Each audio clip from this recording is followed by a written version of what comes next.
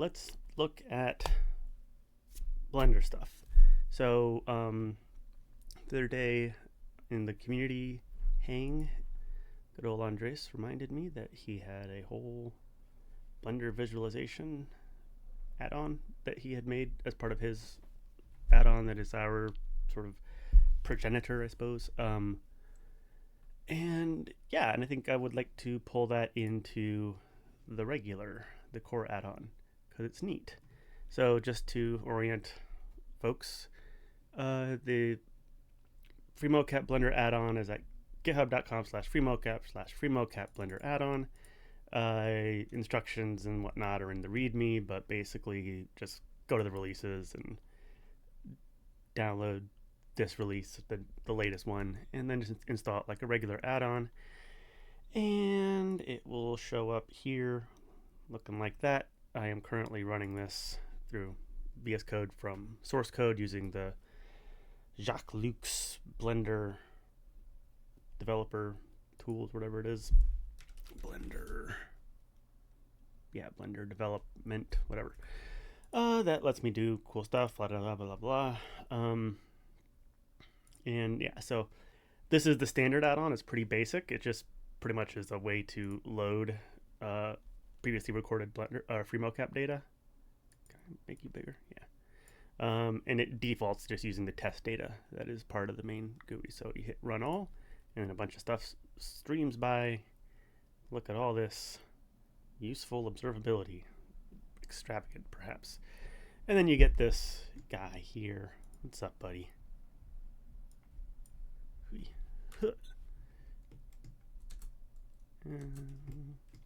And you've got, let's see, we got skeleton mesh, armature, rigid bodies, keyframes, center of mass, all that good stuff. Also these annotated videos back here. Look at them go.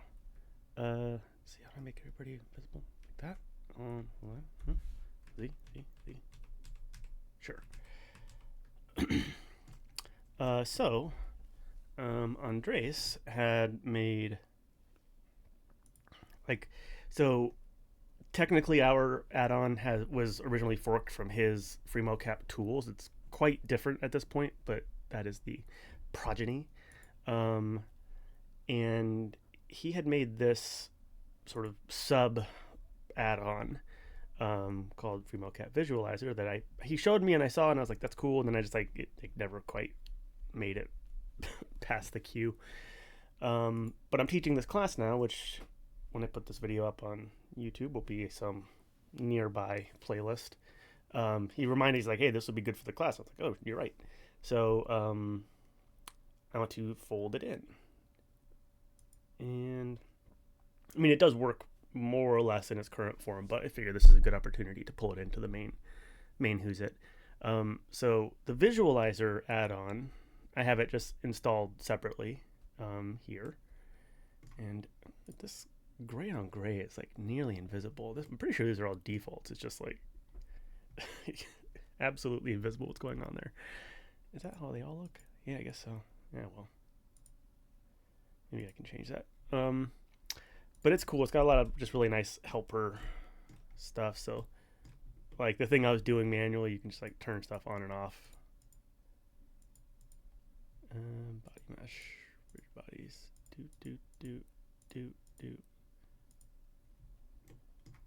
These ones, yeah. And doing things like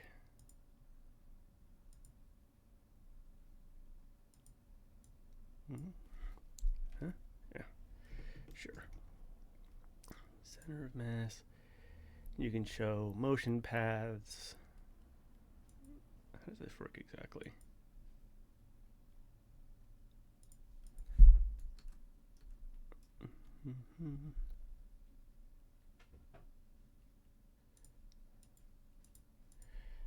Can't remember how that works actually. Is it up here? No. Oh, show line. No. Recalculate. Show keyframes. anyways, it does work. I've seen it working. It is, and we can clean some of this up, or at least give it more, um, like, yeah, let it, add some buttons and maybe do some stuff to make it more user friendly, because it has a lot of, like it is like this, yeah. So things like little buttons to show the vertical projection of the center of mass is cool, super cool. The joint angles are super cool. I'll get to them in a second. And then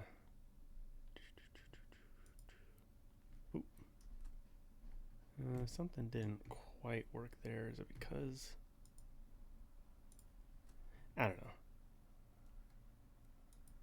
Oh,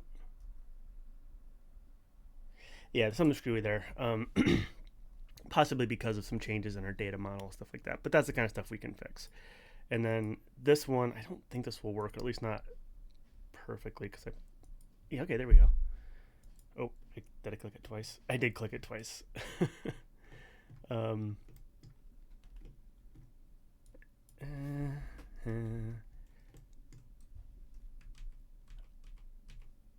oh, is that, or was that just part of the calculation? So that is good. Yeah, so this is this cool visualization he made where he shows the joint angles attached to the thing. There's a little bit of complexity there because, like, I don't know. Well, it's just complicated. Like, measuring these type of things is complicated, especially for things like the shoulders. Like, for the elbows, I think that's fine, but for the shoulders, there's more. There's like two axes, and like I would have to actually dig. I actually can't tell. Well, no, like maybe I probably could, but I would have to dig into the calculations to see how I felt about the output. But yeah, that's what we can do today. So I've already been kind of looking through it. So this is now PyCharm. This is PyCharm Professional, but PyCharm Community is just as good. And typically, when I'm doing Blender stuff, I do the code editing in PyCharm, and then I use VS Code to actually run it, and then they're attached to the same folder on my disk, so it's pretty straightforward. So what I have done is I made a branch called John add AJC visualizers. I don't know why I put the plural in there, but who cares? And just copied that folder from the origin. So this folder here is this folder here. And copied it over in this commit. And yeah, now I'll go through it really quickly, and then I'll probably just pause the recording and then do work because it's easier when I'm not being recorded. But just, yeah, quick run through of like sort of code, like quick code review. So he structured it like a standalone add-on, which is totally cool and nice. And so the work will be to pull it into the existing architecture of the existing add-on and sort of integrate it in to basically be like, you know, like a secondary panel on top of or below this main thing, as opposed to like a standalone tab. I could make it a standalone tab. We could sort of split it up that way if it feels like it. But I think for now, because the core one is so empty, I think it makes total sense to basically add some, like, I kind of designed this with the intention of being able to add additional complexity to this thing. So the visualizer, so here's the init. It's pretty straightforward, pretty simple. I think the category can be animation now. You know, development, it was development. I feel like it's animation. I think we've graduated there. Register, unregister, super simple. And in the existing one, there's this basically like a gathering space where like we don't have to. Where are you? Close to the left. So instead of listing them out like this, we could just put them in here and it will iterate through. So that won't be too hard. Let's see. Let's go from the interface thing. So basically, I mean, it all looks nice and good and clean. There's a couple things that jumped out at me to be sort of refactored, I guess is the term. I was going to say fixed, but fixed is not the right term because it works. So refactored is really the term there. And of course, as always, these types of refactors and stuff like that are, largely stylistic, but the style is functional, meaning that like these are just shifts that make it kind of conceptually easier to work through, conceptually easier to navigate, and especially in this case, like the existing architecture is quite opinionated, so we want to fit that. And these are also just kind of like they're things that I've learned from my own experience and also just by like knowing, integrating with like the larger culture of open source software development, or I guess software development in general, but specifically open source, to make things sort of more maintainable, easier to debug, easier to extend, things like that. So and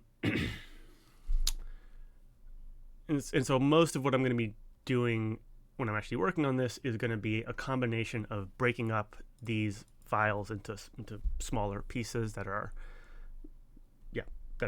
organized more conceptually, I guess, and looking for ways to remove duplicated code, because there's a lot of this kind of stuff that happens where the easy way to get something working, or like not necessarily the easy way, but an expedient way, is to kind of copy paste a bunch of stuff. And sometimes the copy pastes can be condensed into just sort of like a more like a cleverer way of organizing things.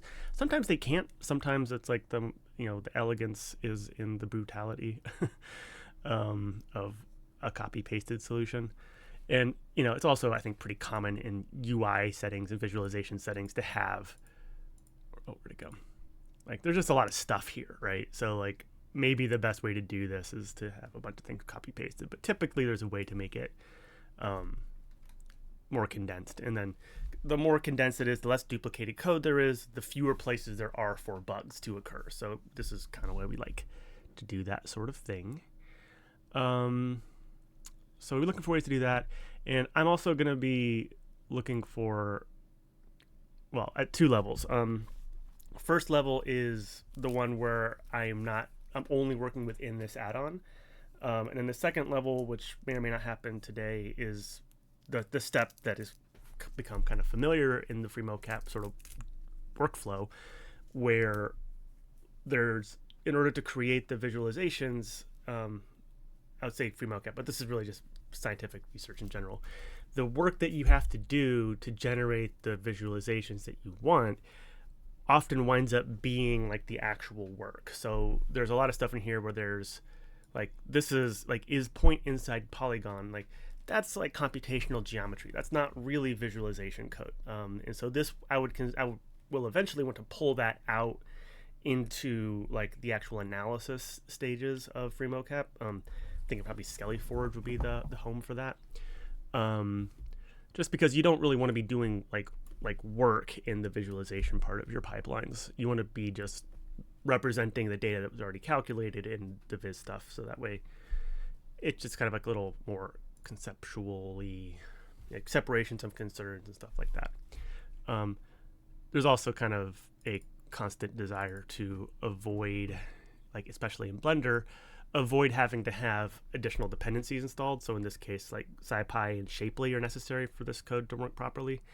And especially with Blender add-ons, like I tend to strongly prefer to avoid asking users to install additional dependencies, because it can be tricky. It's really, there's ways that can mess up, especially on Windows computer, which is most computers. So we'll be doing that kind of refactoring. And then the internal kind of refactoring, I think, is just going to be, I guess, again, two stages. One will be, so one of the issues that I noticed with this architecture, this way of breaking things up, it's a really common way of doing it, but like this folder is called functions, which is a reasonable way of conceptualizing things. Like there's interface, which is the UI. there's data definitions, which is in this case just like a couple dictionaries, which, you know, find enough way to do things. And then there's functions and auxiliary functions. And functions is like a reasonable type of thing to consider, like within the ontology of this software, but it's just not particularly like meaningful. So you wind up getting a lot of stuff in here where it's like, yes, they are all functions, but like they're functions that do quite different things. And so it feels like there should be other ways of breaking things up that might be a little bit more conceptual. So element visibility, motion path, projection, you know, like a lot of these are actually, yeah, I guess these are all like, some of these are UI, some of these are not, I guess. And I guess auxiliary functions is maybe the place that I was thinking about. Collapse all, yeah, so these are kind of, yeah, so hide objects feels like that should be like in the same place as in draw vector. Like this is like geometry. All of these are mostly about like what you're showing, visibility and stuff like that. So, you know, I'll probably just, we'll see what actually happens when I get to the part of actually breaking it up. But like if I was gonna have it like this, I from the outside can't tell the difference between what is a function and what is an auxiliary function. So I would at least combine them so that there's only one place. But then at that point, you know, we would be talking about like 1,000-line file, which we always want to break up into smaller pieces. So there's probably some reasonable conceptual ways of carving this up and splitting things, just like grouping things that are similar to each other together, like whatever that winds up meaning in practice. So that's, yeah, conceptual aspects of refactoring within the context of the visualizer. And then there's also going to be a step of, yeah, so this is, yeah, a step of breaking up this UI file into this architecture that we basically have over here. So there's like a main panel, sub panels, operators, and properties, and then those all of those things are kind of combined in this one. Collapse all, yeah, so you got, here's some properties, here's a panel, and then I guess these are all operators, so we can move those around. So shouldn't be too much work, should be pretty doable. And yeah, and I'm going to do that. So I can do that shortly. Oh, there was another thing too. Was it? Okay, no, it was in this functions guy where there is, yeah, so create geometry nodes is a beast, big honking guy. So do I just, okay, folding, expand all, yeah. So just, yeah, create geometry nodes. This is another example of like, there's one function called create geometry nodes, but that function is itself mostly just a great big if statement that says, oh, if mesh type is one of these and one of those, do this whole thing, and this whole thing is a great big for loop, and then the for loop has an if statement in it. You know, or if it's one thing, then do a big for loop and the for loop have an if statement, or if it's this other thing, do this other thing, or if it's this third thing that's separate from the first two things, do this other thing. So, and then that has a for loop in it. So it's like there's just a lot of like logical routing that's happening within that one big thing. And it makes you wonder, it's like, wait, is create geometry nodes the right sort of umbrella concept here that we want, or do we want to split it up according to like the big cleave points that we see at these if statements and whatnot? What I think I'll probably do would be to, just because I don't want to mess with the external, like the ways this is being used, which is happening. Where is this happening? Oh, downstream elsewhere. Oh, I see. Yeah. So, yeah, and I guess the way that's being used is to target particular if statements there. So it's like maybe this wants to get broken up so that this is a function and that's a function, and we don't have to have them all incorporated in there.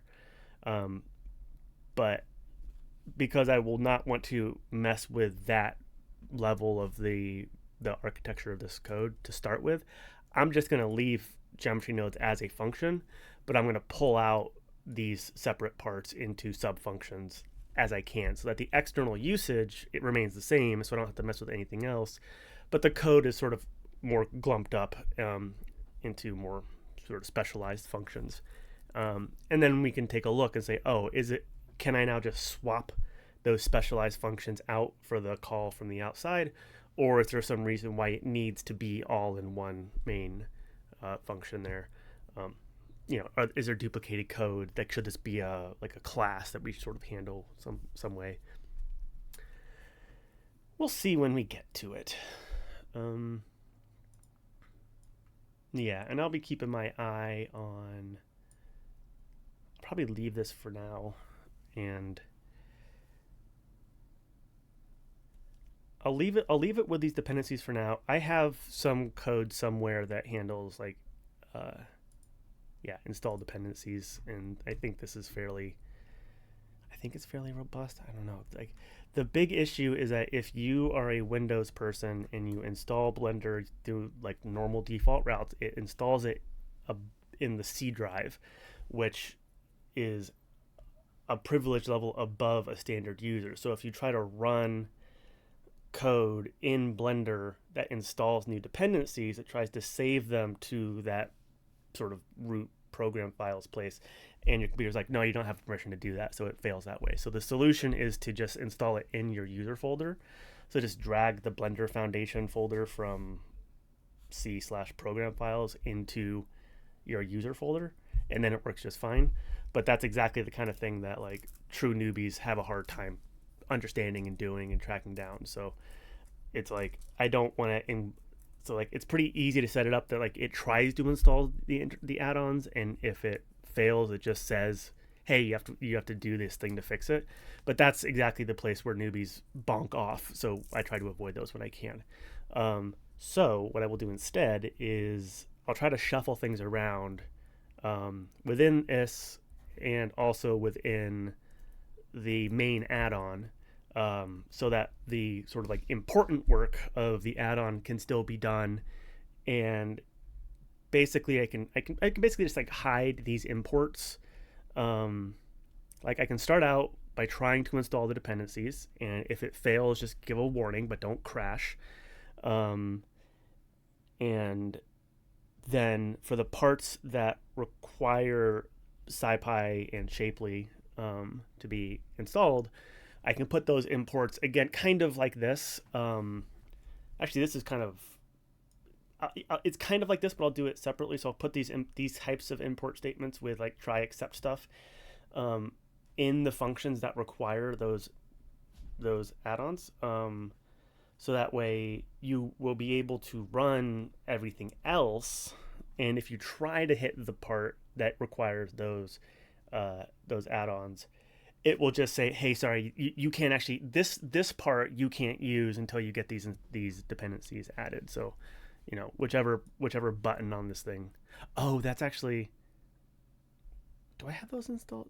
I can't remember. Remember I was like trying to click it and I was like, oh, it didn't work. It might be because I don't have those dependencies installed in this installation of Blender. So that's probably what that was. And it probably did give me a warning about that, but it did it on initialization rather than when I clicked the button that didn't work. So yeah, that's probably what that was. So you can shuffle these things around to make it more like user friendly, more transparent, and then that will basically be a way to kind of like keep that functionality present and available for people who know how to set it up properly. And then we can sort of do and like buy ourselves a little bit of breathing room to have a more perfect solution where realistically anything that requires an additional dependency is kept in the main FreeMoCap processing pipeline loop. Okay. Cool. I'm gonna pause this recording and then I'm gonna do some work and then I'll come back. So basically, I'm just gonna be trying to like shove through here and do as much of that refactoring stuff that I mentioned as I can. hopefully without having to like touch or break or alter much of the internal business logic of the code, but we'll see. Yeah. So the goal would be to have this add-on have a panel down here that looks an awful lot like this and does all the things it's supposed to do and has, maybe a cleaner architecture. Maybe it's doing, making trying printing stuff helpfully to the terminal. Yeah, we'll see where we get. Okay. Ta-ta for now. Pause. Okay, so did some stuff. Interim check-in. Haven't run it yet, so it undoubtedly won't run. So yes, I busted everything out of this and moved it into various places over here. I'm not sure what I'll do with this README. I'll fold it in to the main README, or at this point I might want to start building proper docs for this, because there's only so much information you want to stuff into a README. Although README is nice and simple and present. So anyways, let's see what's the best way to show this. Can I do that? Yeah. Well, anyways, I'll just show. I can't remember what I started with, but so I changed the name of this from Blender Interface to Blender UI, just because I thought it kind of like popped out a little bit nicer, like saying UI. I could just call it UI, but I don't know. I kind of like Blender UI because it's more direct. Yeah, I moved the thing that was functions and utilities. I combined and put them into this UI utilities, which is not quite right yet, but it at least gets them in the right location, roughly speaking. Points of contact. Oh yeah, I moved what do we call that? It's called like data. I forget what it's called, like data models, or like there's something, whatever it was, but I moved it. It was just basically like it was these guys that sort of show the points of connection you need to calculate the joint angles and also the points of contact. I called that MediaPipe biomechanics, even though that's not quite right, just because these are MediaPipe names. We'll later generalize these into other contexts, but that has to wait for some other stuff to happen. So I just call it that because like it's not really biomechanics. It's more just like semantic definitions or something. Like you could probably like the joint angles you could probably pull from the hierarchy if you were being clever. And the points of contact, it's just like semantic, right? You have to know what those things are to know that those are the points of contact. So I don't know. It's fine enough for now. Who cares? This is honestly a bit what's the word? Foofy. I don't know. Yeah, I also took the I can look down here. Right. Wait, not gonna see it. Yeah, well. No, wait, no. Yeah, I put a lot of the things that were in in this add-on interface folder. Oh yeah, that's what it was. Down here, these operators, and I put them into this operator folder. And the model that I've been using for this is that the file name has a leading underscore indicating that it's supposed to be private, because in general, in code space and Python in general, a leading underscore is a symbol of like this is a private function or method or whatever, so you shouldn't be using this from the outside.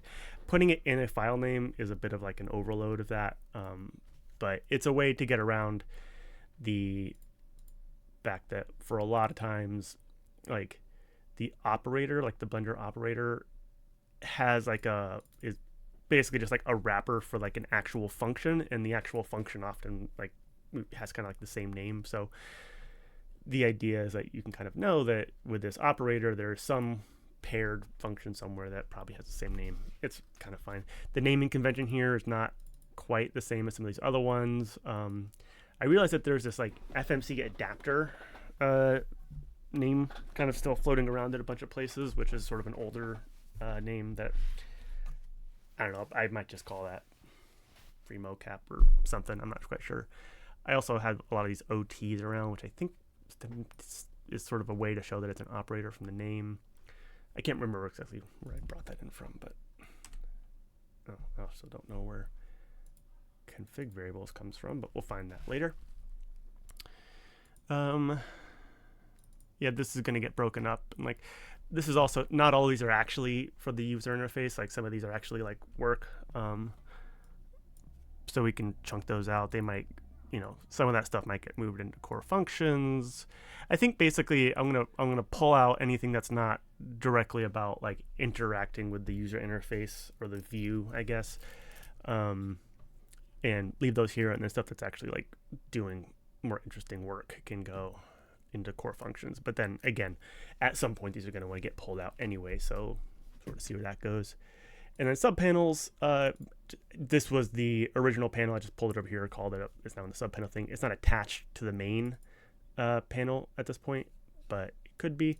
I also realized that there was this video export stuff that Andres had also made, and also was kind of like partially integrated, but funked into similar types of things as before of like, oh, we should be processing this stuff elsewhere. Some of this requires like additional dependencies or whatever. So I should be able to try to maybe piggyback on this work to have the video export come out. And I think for the video export, a lot of I got to make sure that it's still like up to date with whatever is on his most current branch. But it's something we've needed for a while. And I think a lot of the work with the video export part is going to be to have like a sensible default, basically, because I think there was a lot of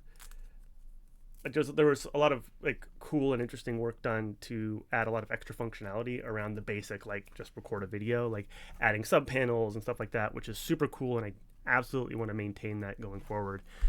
But I also want to, I think it's like I have to shuffle some of that out of some of that like more advanced functionality to the side, so that the basic functionality of like, let's spit out a video, like an MP4 video of this Blender scene by default,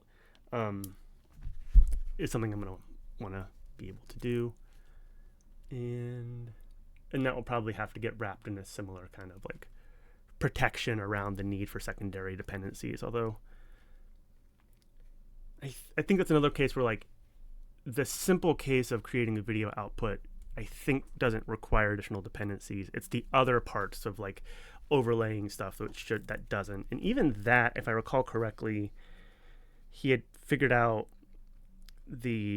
how to use like the compositor in Blender to like obviate the need for some of the CV2 stuff, like the OpenCV stuff. I can't remember. It's been a while. So I think in terms of having like a reasonable deadline, I would like to have the basic visualization stuff done and ready to go by the time I'm teaching my next class on Tuesday morning. And anything else I can kind of get folded in there is sort of bonus. I don't necessarily want to be working on this for that long because I have a lot of other stuff to do. Also, I keep really looking at this monitor, which is where the actual OBS thing is, but I need to look here where the actual camera is. But cat, can you hear that?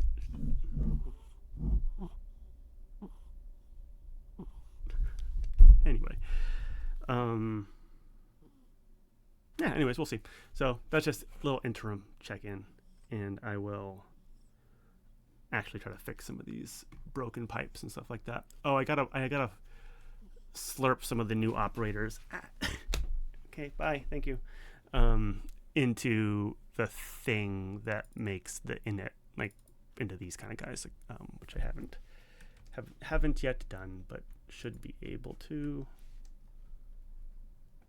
Oh, right. Also, I discovered that in the properties, which I renamed to core properties, there was a bunch of stuff that I think is vestigial. like they were controller mechanisms, but I think most of that stuff did get pulled out. I always forget if that actually got done. I gotta double check. So yeah, so you can see there's stuff like this where like a lot of things are just here but commented out. Well,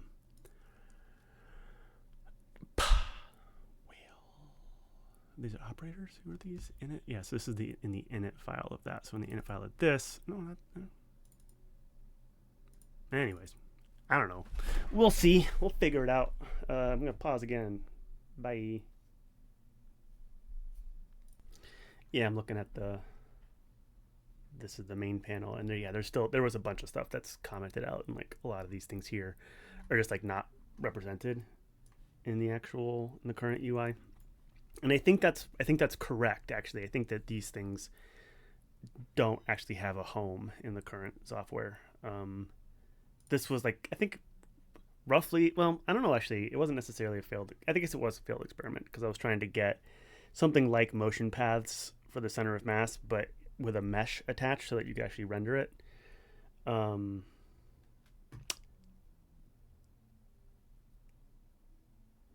then some of these things are just kind of like, yeah, FBX export. I do want to make sure that we like. I feel like that's another one that's like pretty close to at hand, like having proper FBX exporting. So I want to see if maybe we can fold that one in here too, and also some of the retargeting stuff. I know Andres has been putting a lot of time into, and a lot of people have been asking about it. That's like one of those things that's in the like animation side of life, so I don't know it as much, but I don't really like. I know that in his add-on he has like a little like some UI around the retargeting stuff, so that probably won't make it into this push through, but you know, trying to basically just fold out the UI so it's more useful both for the scientific communities and the animation communities that are using such tools. Okay, back under. Bye. Okay, so got some progress made. Did some shuffling around, and now got this tab here, and then it's got these two sub panels, which was nicely easy to do actually. Turns out all you gotta do is, let's see, where's the main over here, Blender UI, main panel. You take this BLID name in the main panel, and then for the sub panels you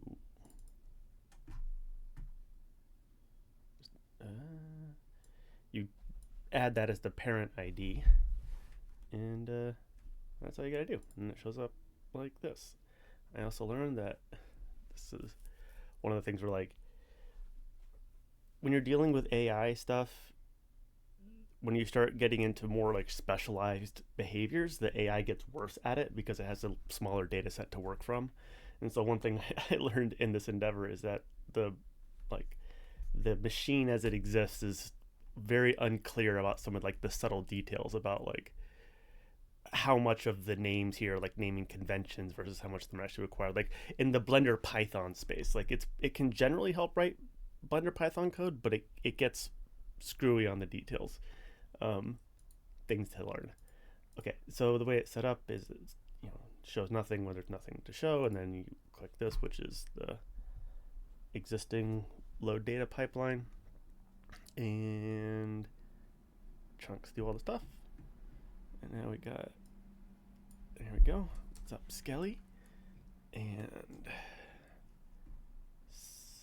I also added a thing that will attempt to install dependencies if they are not installed. Right here in the initialization, who's it?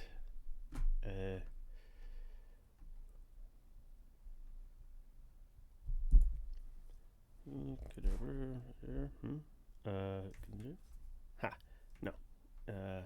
There. Yeah, right here in the register, it goes in here, and then tries to install these guys, and if it fails, it just says so and then moves on. So that should work okay for now. So yeah, so we got these. Yeah, and then you got this guy. You can turn that on and off. I might change some of the names here. I always have to tell myself over and over again. I am like so trained to call these things like the 3D trajectories markers because I grew up doing marker-based motion capture. But they're not markers. It's specifically markerless. And then yeah, you can show the skelly mesh there. Turn armature on and off. These are the rigid bodies, markers, center of mass, and then so this is some stuff we might want to make conditional.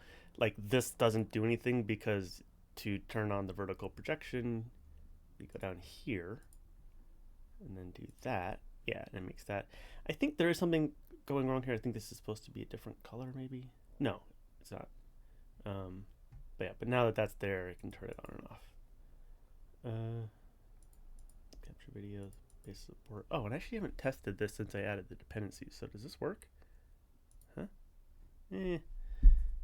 Oh yeah, no, there's something going on there. That's probably my fault. And then the joint angles. How do y'all do?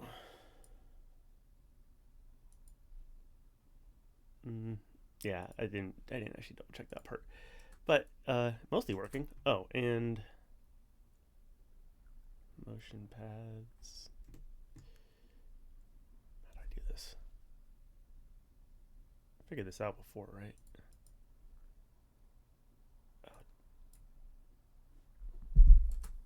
Do I have to select it?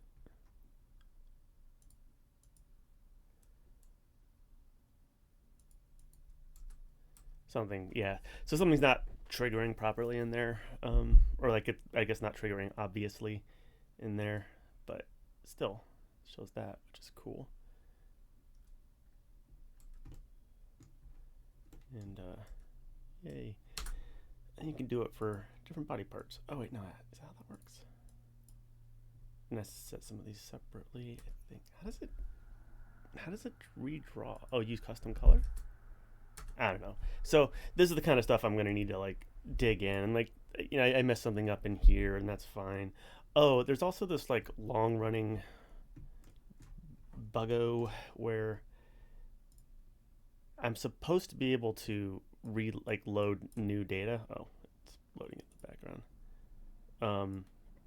Like so I want to be able to load multiple things in, obviously, but there's some it's an error in here that makes that not possible because it's something to do with the armature add, which I've known about for a while, and actually I fixed in another branch, but then that branch wound up not going to fruition, so we'll get there. I think there's a simple fix in here that I can do that will allow us to add, just like load new stuff in, like multiple recordings into the same space, which would be very nice for a variety of reasons. Anyways, I gotta fix these bugs.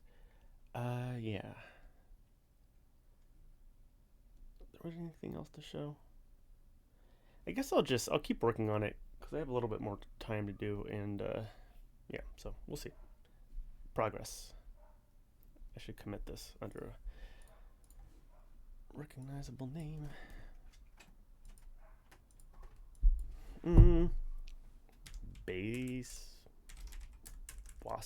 Basic functionality in place. Functionality. Get out there.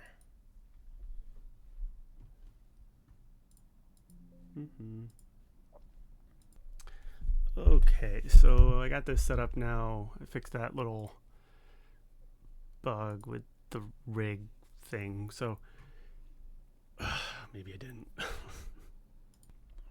Okay, so I did find. So I suspect that this error here is a breed of a kind of error that I've seen pop up in a couple places. That's worth highlighting because it's like an absolutely deadly error in like code stuff, where I suspect that this is another case where there's something that is being pulled in as a constant and then getting edited in some way during the actual processing, which makes it fail because the second time it looks for it with the wrong name there. So I'll track that down and figure that out and come back on and point out when I do. But I guess before I do, I should orient you to what I actually just did prior to that, where there was a file called add rig that was like 1,200 lines long, which it just had a bunch of stuff in it and had like some things that were like an older method of adding the rig based on Rigify versus the new one based off like individual bones.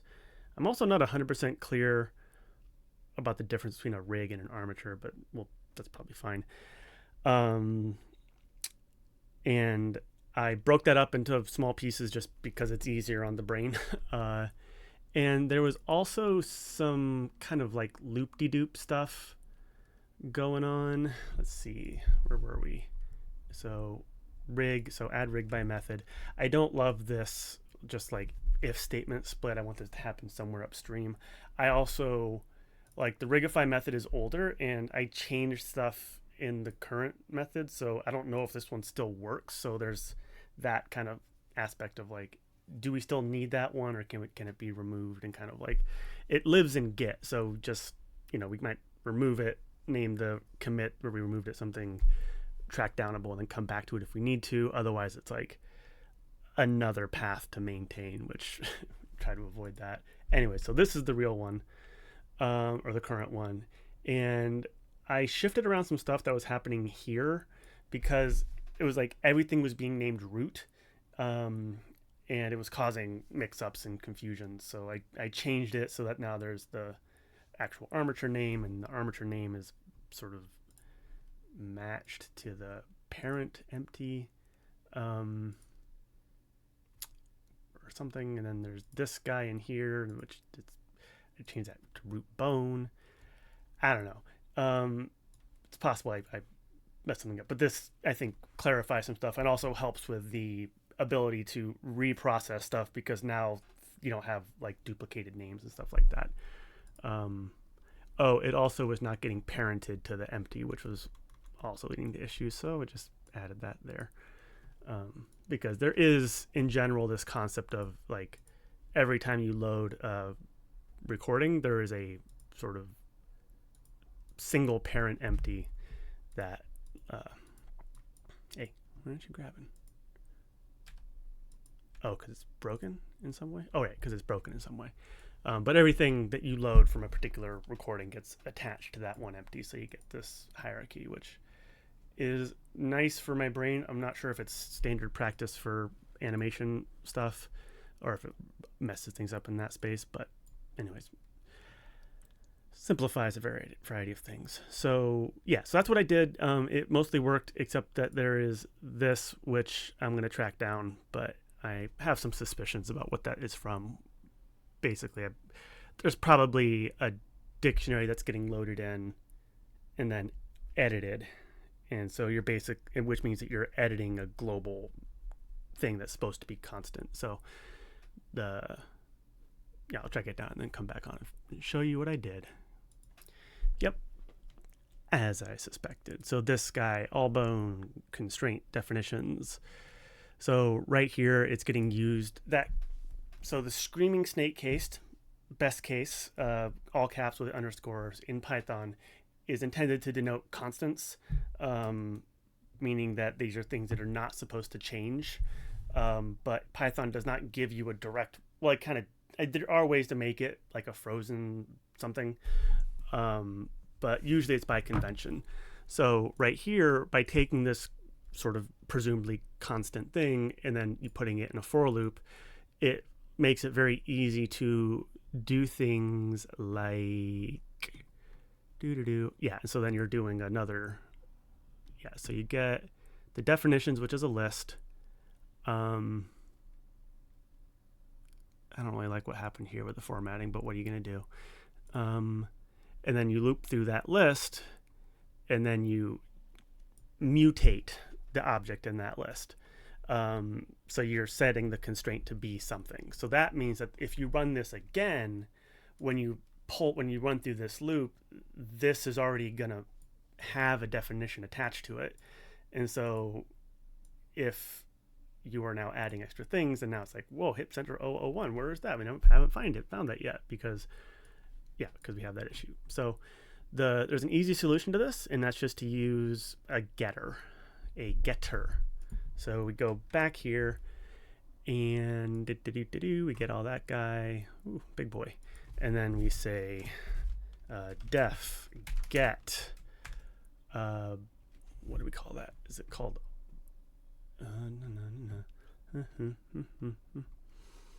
All bone constraint definitions. Do we have? Does it need to be called all bone constraint definitions?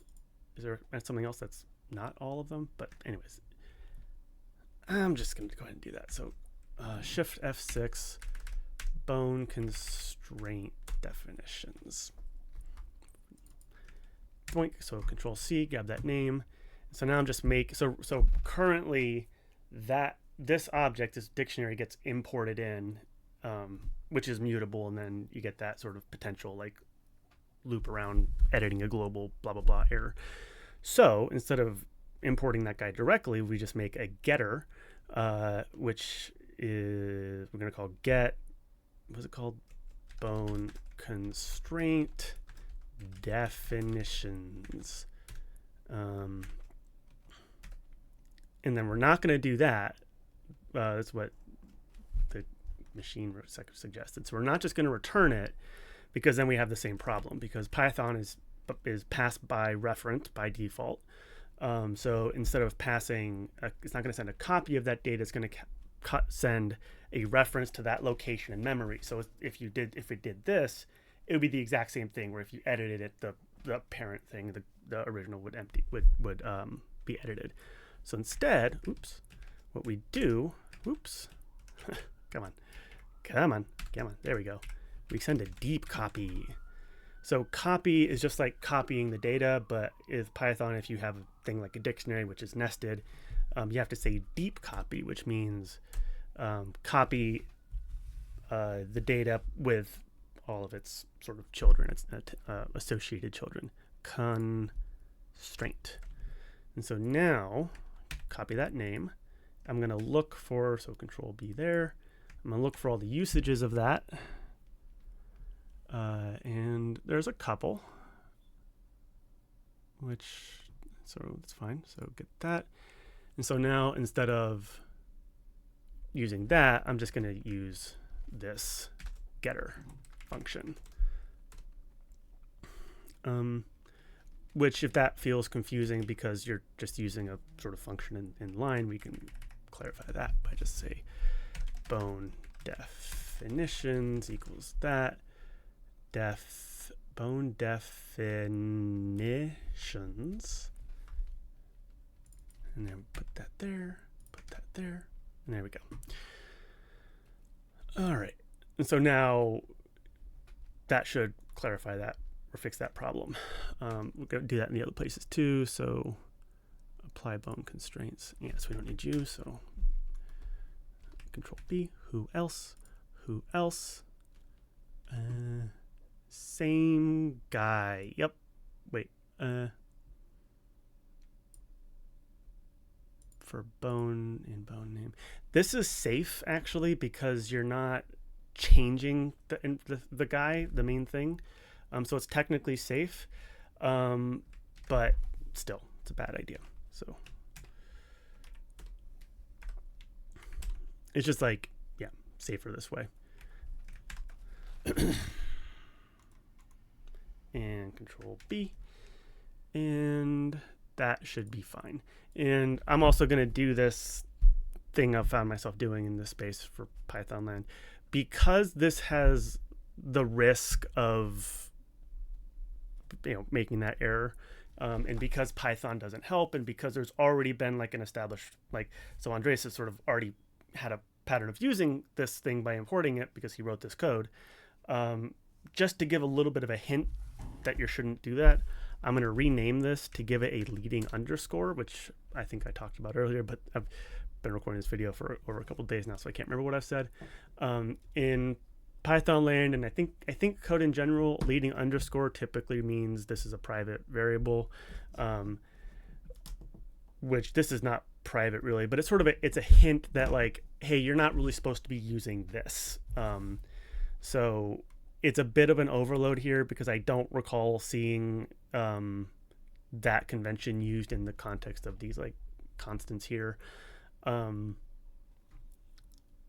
But that's okay because it's kind of like, you know, it just kind of clarifies. It's like, hey, don't use this. You should use the getter. You know. And so now let's see if this will. Hey, come on. Hey now. Now let's see if this actually works. So come on, get up. Yeah, there we go. No, other way. Fine. Clear the scene, and then I hit Alt BR, which is a keyboard shortcut I made to reload the add-on. And now load the guy.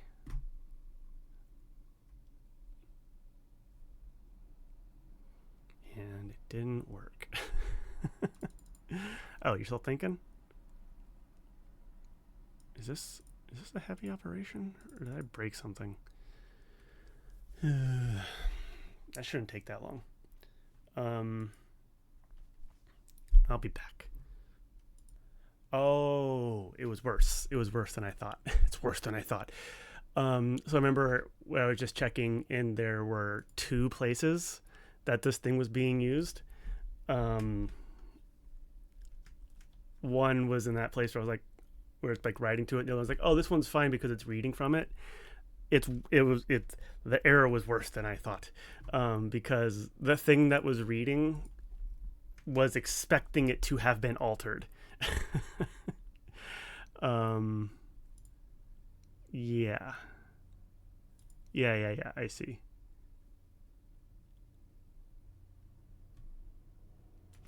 So this, yeah, which I think actually I'm the one that did this part, which is not the best. But yeah, I think that was just because I didn't really understand what was going on there. But it's easy enough to fix. I have to like, you just have to remember the new, like when you create an instance of that, you have to just like hold on to it and then send it down here. But for now, I think I can just disable that part, and hopefully, because that's where it was getting. Oh, did it actually go through?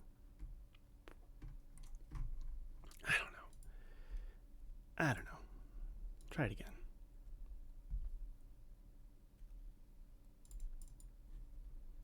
Or I'm stupid. And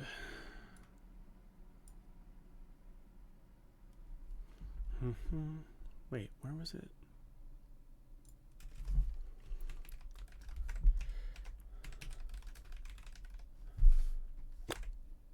Did it not reload properly? Saving joint angles.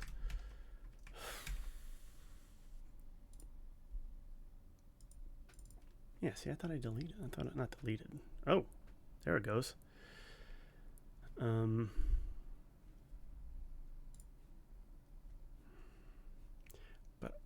okay.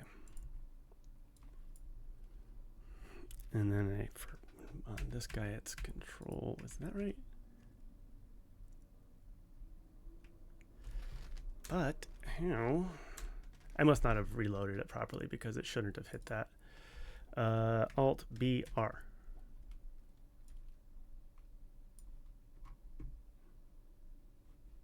Alt BX. Alt BB. And open that guy up. Boink. Boink.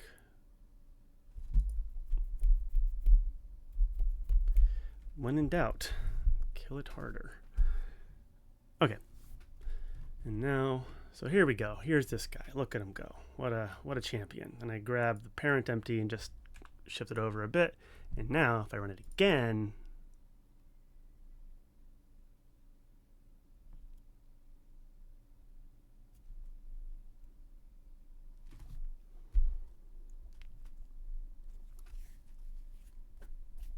we got 2 of them.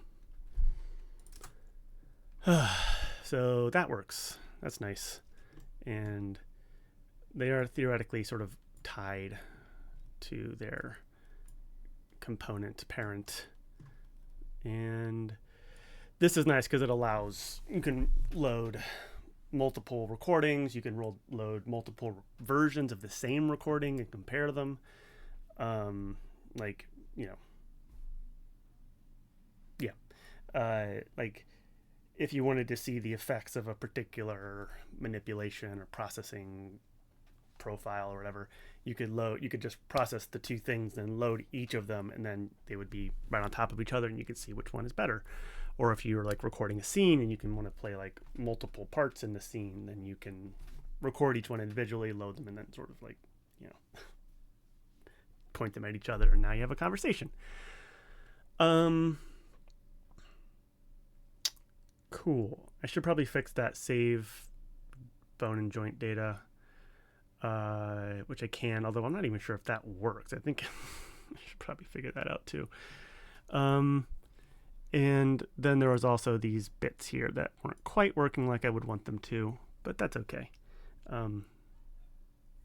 Progress. So we're gonna pause this again and then come back later. If it's not clear, I've been like working on this like chunk by chunk. Oh, you can actually see the date and time down there. Like I have not been working on this continuously at all. But I do really like this sort of format of recording and just like pausing the recording and then just like wandering off for hours or more. It's nice. Okay. I can cover more ground that way. And also with the new like hybrid MP4 thing that OBS made recently, which I talked about in a previous stream, but just Google OBS hybrid MP4. The MP4 files are like appear to be just like super duper stable while they're being saved to. So this method of keeping OBS just like on and waiting with the recording paused feels safer because I'm not concerned that a crash will lose all the information, because the actual associated file, at least in my experience, very limited experience, feels safe. So even if my computer did crash, I would still have everything I currently have, which is cool. Okay, I gotta go work on other stuff. I do need the BOS stuff to be working, and I do want the joint angle stuff to be fixed. And if it is broken, I want to fix it. So, because that's also related to the joint angle display, because Andres, he calculates the joint angle stuff, but it's a little, I mean, it's not wonky. I just don't know what's going on in there because I haven't looked too closely, but it's like cross-producty. It's probably reinventing some kind of wheels because like the armatures already know their joint angles. So we want to use that as much as possible. And if we do recalculate the joint angles for some reason, I want to be doing so in a very like careful, rigid way. Ideally following some kind of set standards for calculating those angles, like, you know, International Society for Biomechanics, or like someone somewhere has written some kind of guidelines about how to define like which planes of motion are we going to use, like what method are we going to use to define the actual sort of spherical origins or whatever for the joint angles. So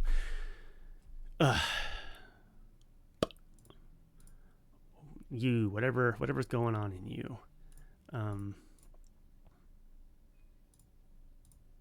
I guess if we're going this far too, whatever is happening in these stages should probably be folded into the main processing pipeline, because this is having this here, it does make sense to have it optional and secondary, especially because of the progeny of this part of the code, meaning it was made separately as a separate thing. But as it is, the way that this is set up, it's like load the data, view the data. So this is processing basically. So it should happen upstream. And when I say upstream, I mean both early in the processing part of the Blender code and also in the actual FreeMoCap processing pipeline, if that's something we're going to want, which I think we are. Like, we want those numbers, so we should put it into probably Skelly Forge or something. I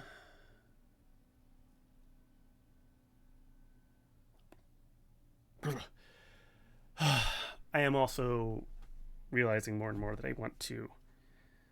This might be I think this might be like Andres plus Philip as a task, but the rabbit hole branch was a full refactor of the Blender code, and it was mostly good, and it kind of just it bonked out at the end basically when I hit the rig stuff, because I got to the point where it's like, oh, it's all working, but everything is like scaled weird. So the skeleton came out like, big arm, small head kind of stuff. And that was the place which I just realized that after chopping up this rig thing into little bite-sized piecelets, there was a lot of just like work done. Like old Andres did a lot of like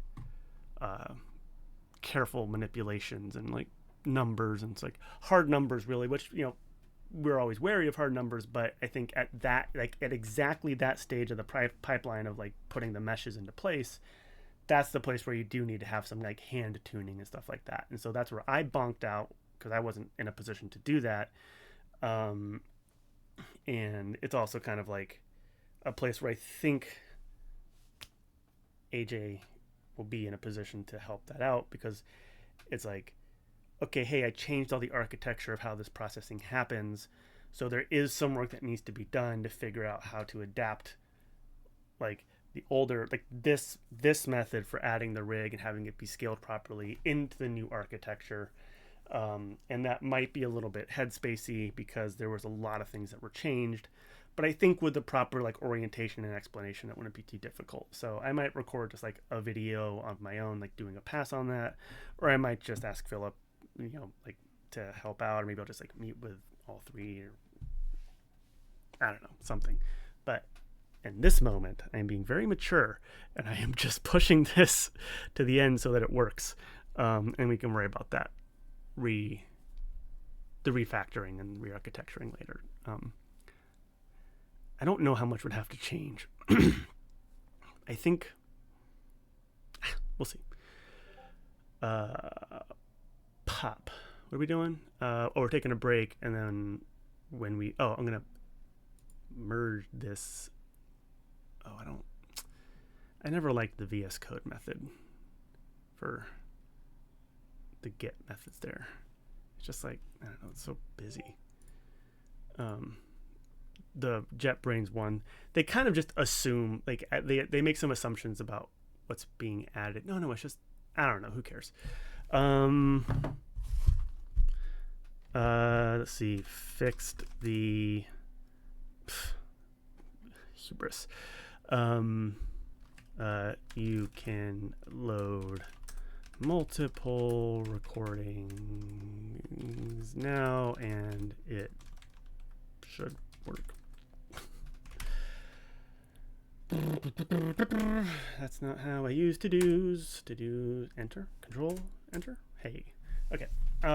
I'll be back instantaneously for you.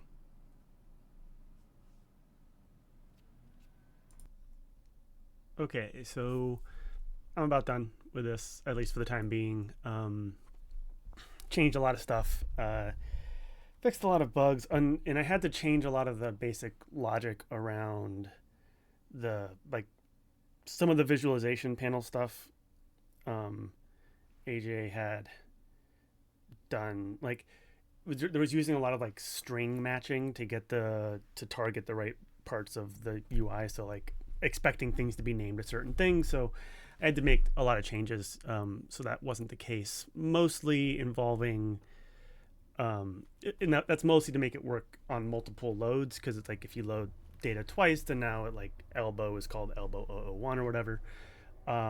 So I mostly just changed that logic so that instead of just looking for raw strings, a lot of the functions now accept that data parent empty and then search for relevant objects looking at the children of that, because that's how that's set up.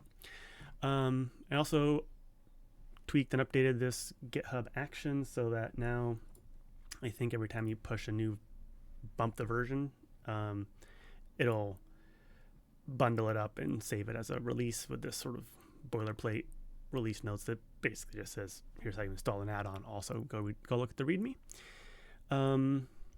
So let's just take a look at that, and then we'll wrap up this video, and I'll head off to class. So yeah, so we got that, and then we got, where we got Blender. Blender, where are you at? Right over there. Nope.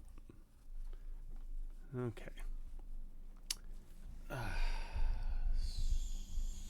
So yeah, so control comma.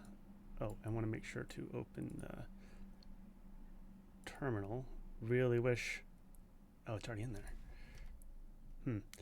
There should be a way to make that just pop open by default, right? Right.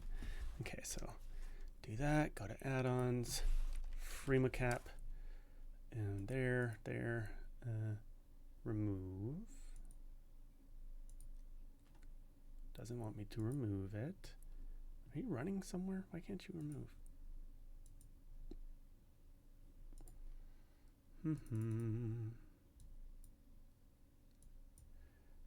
Come on, man.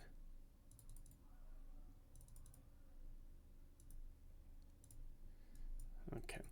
I know what this is. This is that thing where it, like, there's a shortcut in there, and that's all that's in there. Okay.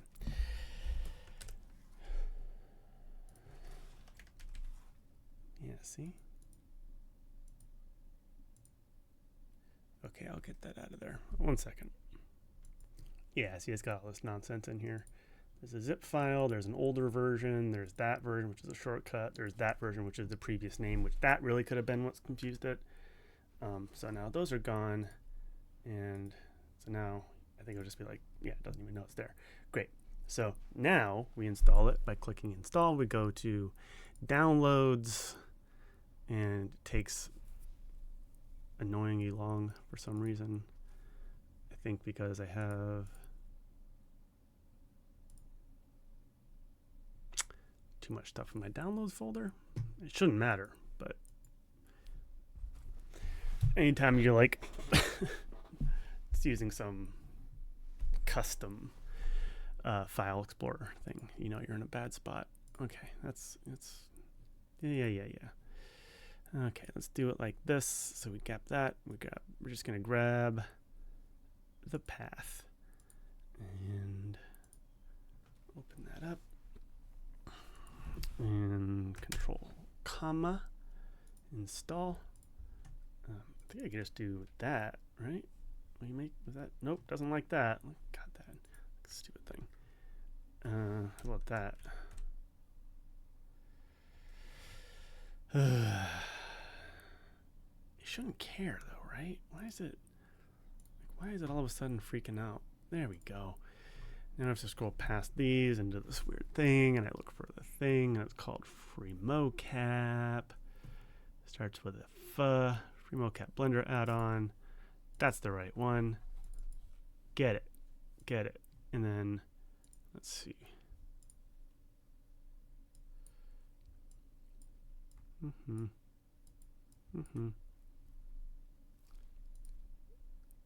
Yes. Looking good. And then, so pops up here. Actually can't remember if it, I think I had set it previously to auto download if you don't have this, but I can't recall if that's still in place. So let's say load the data. Here it all comes. If it's not set up to auto download that, I will set it up to auto download that, and I also will soon have like a drop down for like other interesting recordings. I am Blender.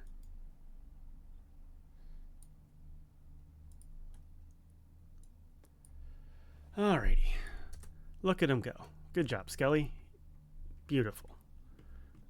Now, N, no, okay.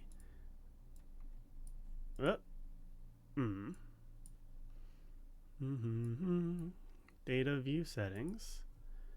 Turn that on and off. Track points on and off. Center of mass. Okay, we'll get that. Fix that later.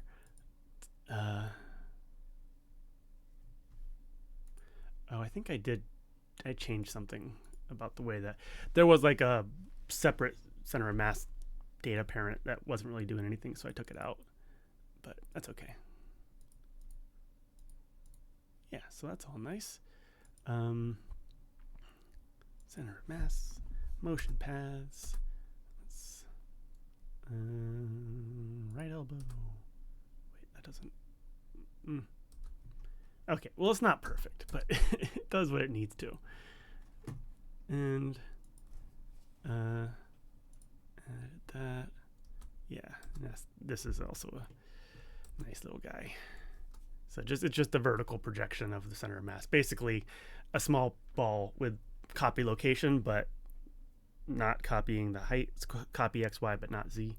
And that gives you a vertical projection of the dot onto the ground, which is nice because then you get to see that, physics works. Look, I'm balancing. Look at me go. I got to fix these feet at some point. They're like, it's not even.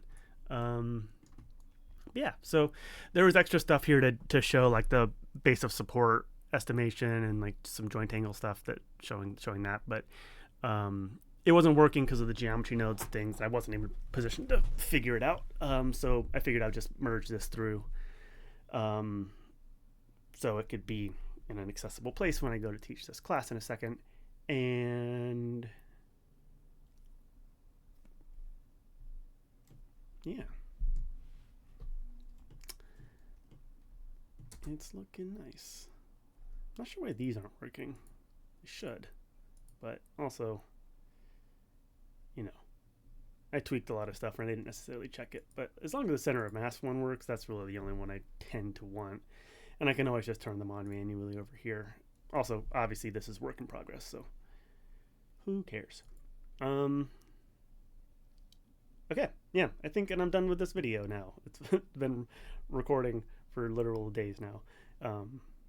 And yeah, I think this is an okay way of doing it, although I did realize that I think every time I paused it, I could have just like saved it and uploaded it, which is a lot of manual labor, but I also think I can set it up to happen automatically by just like watching the folder and then like AI to scrape the transcript and give it a reasonable, sort of short title and description. That might be better than having these long form videos. Although hopefully this one was dense enough to be interesting. And yeah. Okay. If you're curious about the details of what happened in the code, it was happening under this pull request, add data visualization tool panel. I changed 250 files. How's that even possible? Oh, well, that's not even that many of those. How do you get 250 files? I don't even think I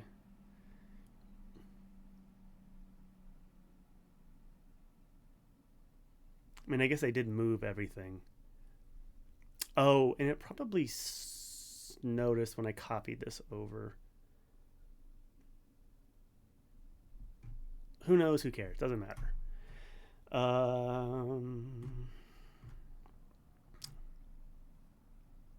Yeah, a lot of.